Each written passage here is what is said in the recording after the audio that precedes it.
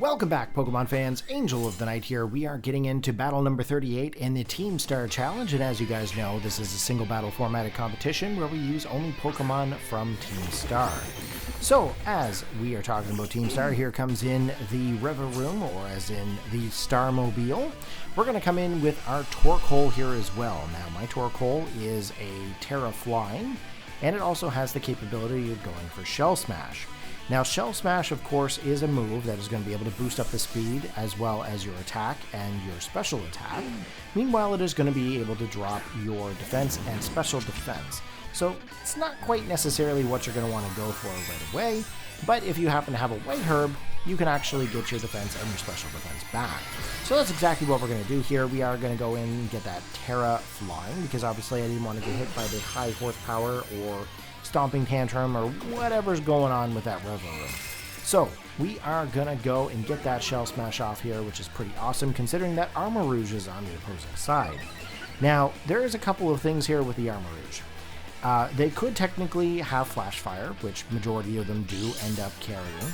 And they might also be Tera Grass. So that could be a bit of a problem there for us. I'm hoping it's not going to be Tera Grass, because if I go for the Earth Power here, then my Shell Smash is going to be lost. So luckily for us, they didn't actually go for any kind of a terrestrialization here. We did manage to get the Earth Power off onto it, almost knocking out the Armarouge, and of course there is the Armor Cannon, I think? Yeah, I'm going to call it Armor Cannon. They ended up knocking out my Torkoal, which is very unfortunate.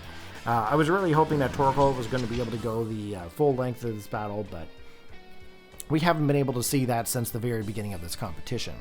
So, Revavroom is now going to be the next Pokemon coming in, and of course, as you know, I do not have the capability of going for any kind of terrestrialization this turn. However, I do hope that I'm going to be able to outspeed this Armarouge. So I am going to lock in for my move here and hope for the best, and if I manage to get hit by any kind of an Earth powering move or fire move or fighting move of any kind, that so be it. We ended up knocking out the Armarouge here, which is pretty awesome. Luckily, we were able to outspeed, which I did not think I was capable of. And now we await the next Pokemon coming in. Now, please note that the air balloon is still fully intact. Okay.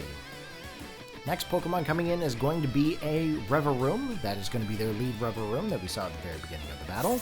They are going to end up going in for the Iron Head. Now, of course, we do not take any major damage from that, but it does pop our air balloon. We, of course, are also going to do the exact same thing and pop their air balloon with our own Iron Head.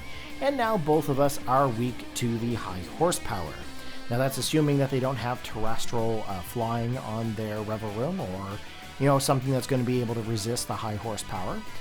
Very possible we are going to see a Tera Flying.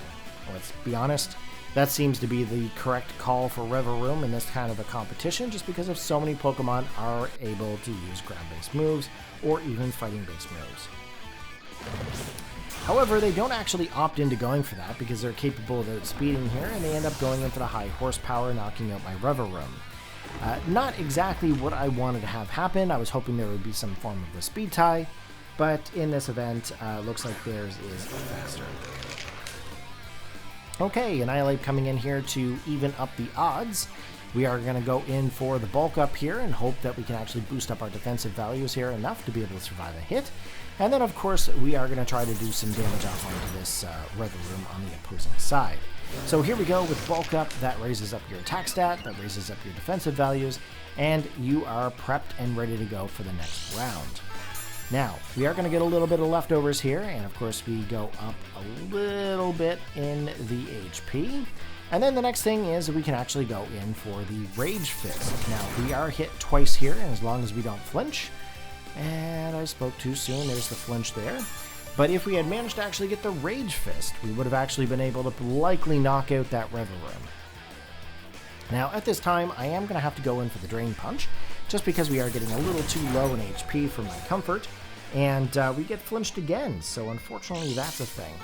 But as you guys can probably tell where this battle is going, it is not looking very positive. So, we've locked into Drain Punch here again. We do not outspeed. There is the Iron Head, and that is going to be the battle. So if you guys enjoyed, you know what to do. Post your comments, hit that like button, and I'll see you in the next match. Peace out.